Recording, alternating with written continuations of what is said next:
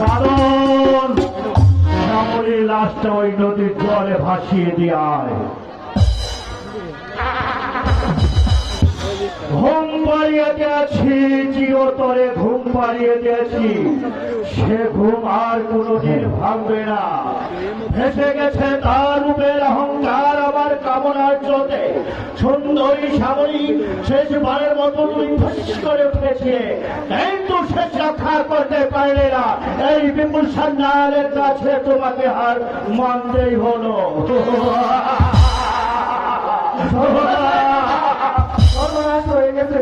কি হয়েছে বালক? লাশ? এই চুপ করে আছিস কেন? বল কি হয়েছে? আমার খুব ভয় করছে স্যার। আহা বালক, কি হয়েছে তাই বল।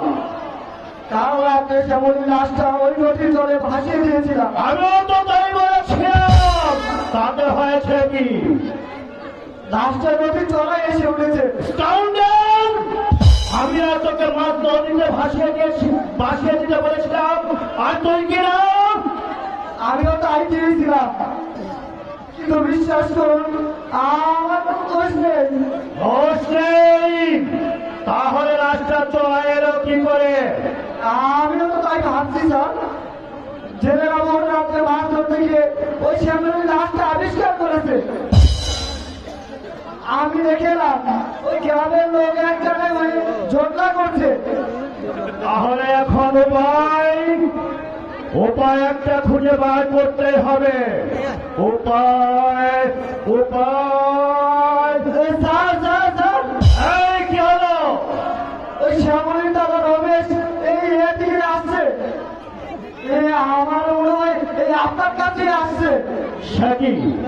তাহলে নিশ্চয় জানতে পেরেছে এই কাজটা আমি করেছি। এখন কি হবে স্যার? বাইরে কখন কি বন্ধ করতে আসবো? না, তাতে সন্দেহটাও বেড়ে যাবে। তার চোখে আসতে দে। আসন, এদিকে আয়। এখন আমাদের অভিনয় করতে হবে। স্যার, অভিনয় বদলি। কি স্যার? না না না বাদন, এটা আমি কিছুতে বিশ্বাস করতে পারছি না। শ্যামলীর মতো একটা নিষ্পাপ মেয়েকে নিয়ে ওখানে প্রাণ দিতে হলো। একে আমরা জঙ্গলে বাস করছি, মানুষের কোন নিরাপত্তা নেই, গরু ছাগলের মতো মানুষের লাশ খেয়ে খাবারে পড়ে থাকবে। না না, যেমন করে হোক শ্যামলীর খুনিকে আমাদের খুঁজে বার করতেই হবে, আর তাকে এমন শাস্তি দিতে হবে, শাস্তি তোমাকে পেতে হবে।